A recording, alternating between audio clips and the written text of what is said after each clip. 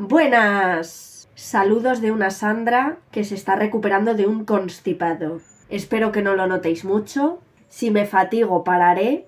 Esto es lo bueno de que yo lo esté grabando ahora tranquilamente en mi casa. Que me bebo mi infusión de hinojo, tomillo y no sé qué más. Que estoy hasta aquí de la infusión. Que me bebo 3 infusiones al día desde hace 2 días. Necesito café. Echo muchísimo de menos el café, os lo juro. Pero no es lo mejor para la garganta. Y una que trabaja y quiere trabajar con su voz tiene que cuidar de su herramienta. En el vídeo de hoy quería hablar de un tema que me han preguntado mucho en las últimas semanas en Instagram a raíz de aquel vídeo que os conté que se hizo viral, que va ya por los 9000 me gustas. Entonces, bueno, este vídeo es tanto para los que lleváis aquí mucho tiempo como para los que acabáis de llegar, pero sobre todo para quienes acabáis de llegar y os estáis preguntando, Sandra, ¿cómo descubriste tus altas capacidades? Es algo que he contado muy brevemente en otros vídeos, que he ido contando, digamos, algunas partes sueltas, pero nunca había hecho un vídeo como explicándolo todo, a excepción del primer vídeo que subí a Instagram en el que contaba tengo altas capacidades y no sé qué. Ahí sí que lo contaba. Pero ahora tengo la perspectiva de los 2 años que han pasado y puedo explicar mejor todo el proceso. Y he dividido el vídeo en 4 partes. En primer lugar, el momento crisis existencial. En segundo lugar, mi paso por terapia la primera vez que fui a terapia. En tercer lugar, la búsqueda en Google. Y por último, la evaluación. Para todos los que os estéis preguntando cómo descubre una que tiene altas capacidades o qué significa esto. O si simplemente quieres volver a escuchar mi historia, porque escucharme es como ponerte Aquí no hay quien viva, de esas cosas que te relajan un ratito. Así que empecemos por el principio. La crisis existencial. Pues bueno, creo que el punto de inflexión real fue la pandemia, la verdad. Pero previamente es verdad que llevaba arrastrando como una sensación de fracaso, de insatisfacción a nivel profesional sobre todo, que arrastraba también a lo personal, una sensación de sentir que necesitaba más pero que no podía llegar a más. El caso es que llegó la pandemia, yo trabajaba en ese momento en una academia. Ay, ya me estoy fatigando. Me va a cortar grabar este vídeo, pero no pasa nada, lo hago por vosotros. Y durante el confinamiento estuvimos trabajando online. ¿Qué pasa? Que a la vuelta empezamos a tener como mucho más trabajo, pero éramos las mismas personas. Era muy estresante. Y esto unido a esa sensación de fracaso que yo ya llevaba arrastrando, esa sensación de quiero hacer algo más, pero siento que aquí no puedo. Y al mismo tiempo sentía como que les debía algo y no me podía ir de allí. El caso es que tuve un momento burnout, ¿no? Este síndrome del trabajador quemado, que si lo has vivido entenderás lo que es, que no es ninguna tontería, porque te afecta no solo a tu salud mental, sino también a tu salud física. Y el momento, digamos, clave fue cuando contraje COVID y tuve que estar encerrada 10 días en una habitación, que seguro que nos ha pasado a muchos, pero de un agotamiento brutal. O sea, no llegué a tener fiebre ni nada, pero un cansancio, una cosa que es que no podía hacer nada. O sea, no era como esta gente que sí, te tiras 10 días pero haces deporte y trabajas y tal. Yo no podía, o sea, no me daba la cabeza para nada. Y el día 9 exactamente, que me faltaba un día para salir, hubo un momento en el que me acuerdo que salí de la habitación al pasillo, porque a veces iba al pasillo a caminar, vivía con mi pareja en ese momento, y me acuerdo que estando en el pasillo me tiré al suelo a llorar porque no quería volver al trabajo. Y ahí fue cuando me di cuenta y dije, Sandra, no estás bien, porque llevar 10 días encerrada en una habitación sin hacer absolutamente nada y no querer volver a tu trabajo, pues es cuanto menos preocupante. Entonces fue cuando encontré a Ximena por Instagram en un directo en el que hablaba con otra compañera pedagoga sobre tener una relación tóxica con tu trabajo. Y me di cuenta pues de que yo tenía como un poco esa relación tóxica, ¿no? Esa sensación de que les debía algo y tenía que seguir allí, esos mensajes del tipo ¿dónde vas a estar mejor que en este sitio? Aquí os cuidamos muy bien. El caso es que pedí sesión con Ximena, la primera psicóloga con la que yo he estado, y en una sola sesión decidí que era el momento y que tenía que dejar mi trabajo. Y después de la sesión, que fue una mañana, ¡ay, madre mía! ¡Oh! Esa misma tarde les comuniqué que lo dejaba. Claro, les comuniqué que lo dejaba, pero estuve hasta julio, que podía haberme ido en ese momento, en los 15 días y haberme pirado. porque luego durante aquellos meses y aquel verano estuve primero con fatiga post-COVID, segundo con una tendinitis de Kerbein en la mano derecha que me salió de mirar reels en los 10 días esos que estuve en la habitación. ¿Qué pasa? Que me afectó al nervio radial, estuve con neuromodulación invasiva y tal, de esto que te pinchan en el nervio y te dan ahí... Y en ese momento en el que yo decía, ahora quiero hacer todas esas cosas que nunca he hecho, voy a apuntarme a clases de bachata. Buenísimo momento para apuntarte a clases de bachata. Pues bueno, en un día que había que hacer unos movimientos así de cuello y unos movimientos así de brazo, así como... Bueno, pues lo repetí tantas veces que me lesioné el nervio cubital. Y al día siguiente... una sensación de quemazón en el brazo, en toda esta parte del brazo, mira, horroroso, o sea, llorando por la noche. Al día siguiente fui a urgencias, me dijeron que sería de lo de la tendinitis, ¿qué tal? Claro, no era la tendinitis, era otra cosa. Y bueno, estuve como 2 o 3 meses con muchísima debilidad muscular en esa zona, con ese dolor y esa quemazón que es que no se quita con un ibuprofeno ni nada, lo que viene a ser dolor neuropático, que yo lo conocía porque mi madre lo tiene desde hace muchísimos años, no tenía yo la necesidad de sufrirlo, pero me tocó. Y fue horroroso. Total, que después de ese verano horrible, decidí que necesitaba terapia, porque estaba hundidísima.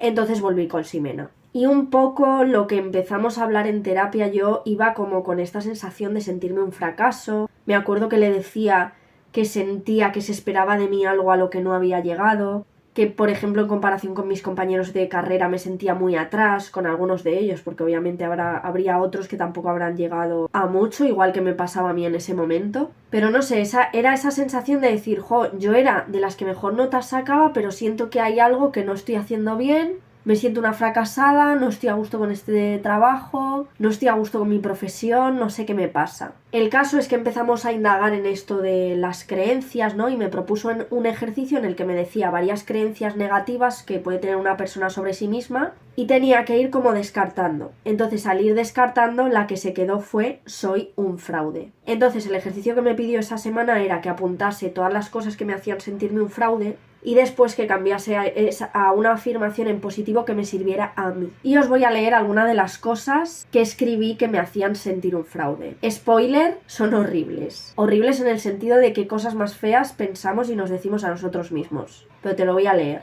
He fracasado como profesional. No soy tan buena como esperaba que iba a ser. No he conseguido triunfar. No he conseguido nada de lo que hacer sentir orgullosos a mis padres ni a la Sandra del pasado. No he podido demostrar lo que valgo. Me he esforzado mucho y no ha servido para nada. Paréntesis, el mito de que los superdotados no se esfuerzan. A ver si lo dejamos ya. Soy una decepción. No cumplo con las, entre paréntesis, mis expectativas. Soy tan estúpida como la gente cree que soy. Soy una fracasada. En fin, todo terrorífico. Y entonces un día en el que estaba yo, durante esa semana estaba yo un poco más positiva, decidí trasladar, bueno, fue lo que me pidió Ximena, trasladar estas afirmaciones negativas cada una a positivo. Y de ahí sacar como esa afirmación contraria en positivo a soy un fraude. Sigo mejorando profesionalmente, soy muy buena en mi trabajo, estoy en el camino de conseguir mi éxito profesional. El mío. Mis padres se sienten muy orgullosos de mí, de mi evolución personal y profesional. La Sandra del pasado jamás habría imaginado lo que podía llegar a ser. Soy mucho más sociable que la Sandra de hace 10 años. Voy a demostrar lo que valgo. Ahora pondría, no tienes nada que demostrar. El esfuerzo tendrá sus frutos. Soy un descubrimiento, tengo nuevas y mejores expectativas y estoy en el camino de llegar a ser lo que quiero ser. ¡Qué bonito! Soy mucho más inteligente de lo que pensaba y de lo que la gente pueda llegar a pensar. Tengo todo lo que quiero y necesito en este momento. Pues bueno, de todas estas afirmaciones positivas, la de yo soy un descubrimiento es la que utilicé como contraria a soy un fraude. Y esta afirmación la puse porque, como te conté en uno de los vídeos en el que hablaba de los problemas sociales de las personas con altas capacidades y de mi sensación de no encajar, es que en muchas ocasiones de mi vida ha habido personas que después de un tiempo me han conocido y me han dicho, Sandra, eres un descubrimiento, qué pena no haberte conocido tal y como eres mucho antes. Y de hecho había una amiga que cuando yo le conté aquello de que había descubierto que tenía altas capacidades, me decía que siempre le había dado mucha rabia porque sentía que la gente ajena a mi grupo de amistades cercano no me conocía como yo era en realidad. Por eso para mí era una afirmación muy positiva. Un paréntesis antes de seguir contándote. Evidentemente, este tipo de ejercicios no tienen que quedarse solamente ahí. Es decir, yo escribí eso un día en el que me sentía bien, pero después de eso han venido 2 años de una montaña rusa de emociones en los que he vuelto a sentir todas estas cosas que me hacían sentirme un fraude. Pero, por ejemplo, ahora que lo estoy leyendo, me ayuda mucho a decir, vale, como hacer retrospectiva y pensar en mi avance estos últimos 2 años. Y en que cada vez todas esas afirmaciones positivas las voy sintiendo como más de verdad. Pero es un proceso muy lento. En fin, después de esta dinámica, mi psicóloga me hizo hacer en una sesión de terapia una visualización en la que me puso música de meditación y me pidió que visualizara a la Sandra de niña en la puerta de su casa, que abrazaba a su madre, a su padre, no sé qué. Duró como un rato, no 10 minutos a lo mejor, y yo lloraba todo el rato, yo no paraba de llorar.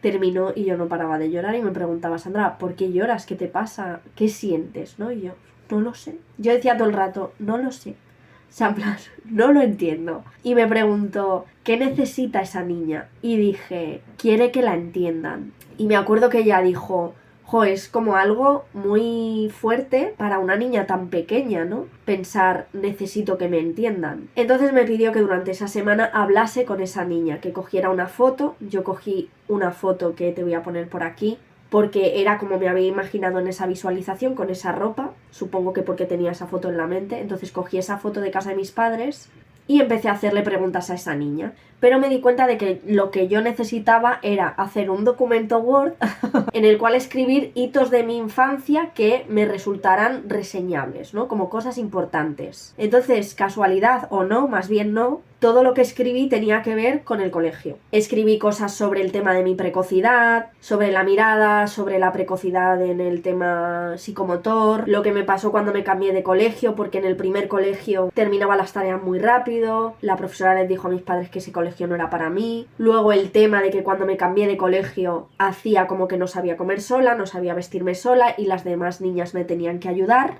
Me hicieron una evaluación porque mi profesora se pensaba que tenía retraso madurativo. Mis padres decían que yo había sido precoz porque se lo comentó la enfermera y ante esa incongruencia me hicieron una evaluación ante la cual se dijo: efectivamente, Sandra se siente diferente porque es más madura que los niños de su edad, pero no te preocupes porque los niños precoces llega un momento que se les pasa y se quedan al nivel de los demás. Y una de las frases que se me quedó aquí fue: no necesita demostrar lo que sabe. Luego seguí apuntando el tema de no vestirme sola y tal, también cuando no enseñaba el cuaderno, no levantar la mano, lo que me pasó con la flauta, que sabía tocar la flauta pero no la tocaba. Estuvieron todo el curso la profesora pensándose que yo no sabía tocar la flauta y mis padres escuchándome en casa todo el día. Mi historia con las matemáticas y tal. Pero sobre todo me di cuenta de que esa frase de no necesita demostrar lo que sabe había servido como pretexto para justificar una conducta que realmente no era normal. Una niña que es precoz y lleva sabiendo comer sola y vestirse sola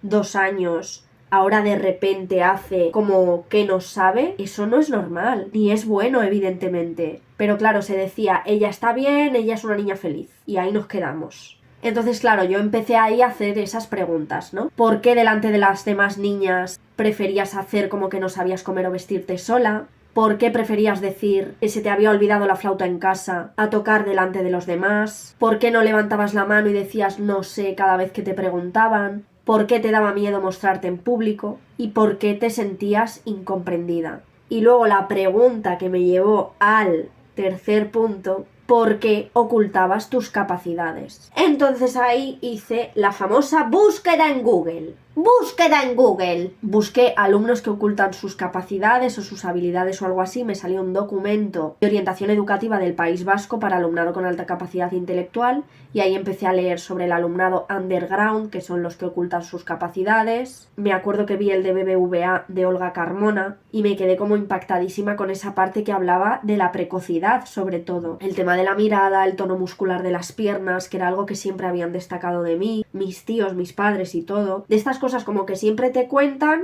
y que después de 27 años de repente resulta que son las piezas de un puzzle y dices, ahí va. Luego me acuerdo que vi un pequeño vídeo de la Asociación Española de Superdotación y Talento sobre las niñas con altas capacidades y me vi súper reflejada en esa imagen de niña adolescente que se oculta, que se adapta, trastorno de alimentación incluido en la adolescencia, como que me encajaba absolutamente todo. Fue un shock, fue un domingo, estuve el domingo entero llorando viendo vídeos uno tras otro.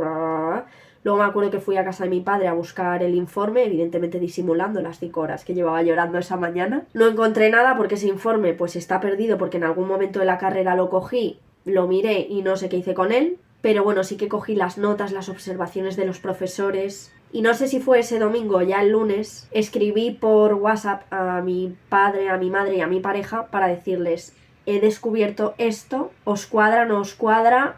Porque es que me daba como muchísima cosa decírselo en persona. Entonces se lo escribí. Y creo, si no estoy mal, que con mi psicóloga hice lo mismo. Creo que se lo escribí y luego se lo conté en la sesión. Pues bueno, cuando quedé con mis padres, creo que fue al día siguiente para comer o un fin de semana después, no me acuerdo. Yo me acuerdo de ir a comer donde mis padres y que mi madre vino con un cuaderno, con un montón de cosas escritas de mi adolescencia. Ay, sí, Sandra, porque es que me he acordado de esto, de lo otro. Y bueno, a partir de ahí me compré Demasiado inteligente para ser feliz, entre otras lecturas. Y durante la lectura de este libro escribí a la Asociación Española de Superdotación y Talento para preguntarle por profesionales que evaluasen altas capacidades en adultos en Madrid. Y aquí viene la cuarta parte, la valoración. De los sitios que me pasaron yo fui viendo cada uno y me quedé con el que en ese momento me pareció, también desconociendo cuáles eran los tiempos normales o si podían ser más rápidos. Pero bueno, el caso es que envié en ese momento mi entrevista por escrito, es decir, me mandaron un documento con un montón de preguntas, quizás una entrevista de unas 10 páginas o algo así, o sea, muy largo, ¿no? Porque te puedes explayar ahí, contar, que les sirve a ellos como para hacer la hipótesis de, vale, estás contando cosas que pueden encajar. Después esperé 3 meses, o sea, esto fue en octubre y hasta enero no hice la valoración, la hice en 3 días, más o menos cada sesión fue de 2 horas. El primer día hice la prueba de creatividad y el segundo y el tercer día las pruebas de aptitudes y de inteligencia. Y luego en casa hice algunos cuestionarios que me mandaron y el test de personalidad que luego les entregué para los resultados. Y los resultados no los recibí hasta 3 meses después. Aquí como consejo, yo siempre os intento decir que busquéis el sitio en el que más cómodos os sintáis, pero que tengáis también en cuenta este asunto del tiempo, porque la verdad es que se pasa un poco mal con la espera, y fueron muchos meses. Y muchos de vosotros habéis tenido experiencias con otros gabinetes súper rápidas, y a mí sinceramente me habría gustado también eso, pero bueno. Así que nada, 3 meses después confirmamos altas capacidades intelectuales en su expresión de sobredotación intelectual. Esto es lo que pone en mi informe. Pero en próximos capítulos hablaremos de los términos, tanto en las valoraciones como en general el concepto de altas capacidades, que es un tema que también tiene muchísima amiga, que ya he ido tocando poco a poco, lo toqué en el vídeo anterior y merece un vídeo propio. En fin, que sea cual sea el resultado concreto, tanto la valoración como luego todo el proceso de descubrimiento me ha aportado mucho a nivel personal, me ha servido para entender todas las piezas de mi vida. Al principio pasé por una etapa de sobreidentificarme con la alta capacidad, en la que absolutamente todo lo que me pasaba en mi vida era, y lo que me había pasado era por tener altas capacidades. Luego he podido transitar hacia esa desidentificación, es decir, entender que las altas capacidades son una característica, pero no explican absolutamente todo. Y eso me ha permitido entender otros puntos de la historia de mi vida y otras facetas de mí que he podido ir trabajando en terapia, porque todavía sigo yendo a terapia. He ido como a trompicones y ahora estoy como en una fase nueva, como en la restauración definitiva, diría yo, la recta final. En fin, espero que te haya ayudado este vídeo, que te haya gustado, tanto si ya conocías mi historia, que en ese caso pues ahora la conoces un poquito más y con más detalles, como si no me conocías y has llegado aquí de nuevas y te estás preguntando, creo que tengo altas capacidades, sí, no lo sé, Sandra, ¿tú cómo lo has descubierto? Pues bueno, aquí está la respuesta. Nos vemos la semana que viene, muchas gracias por vuestro apoyo, por vuestros comentarios, nos vemos en el próximo vídeo.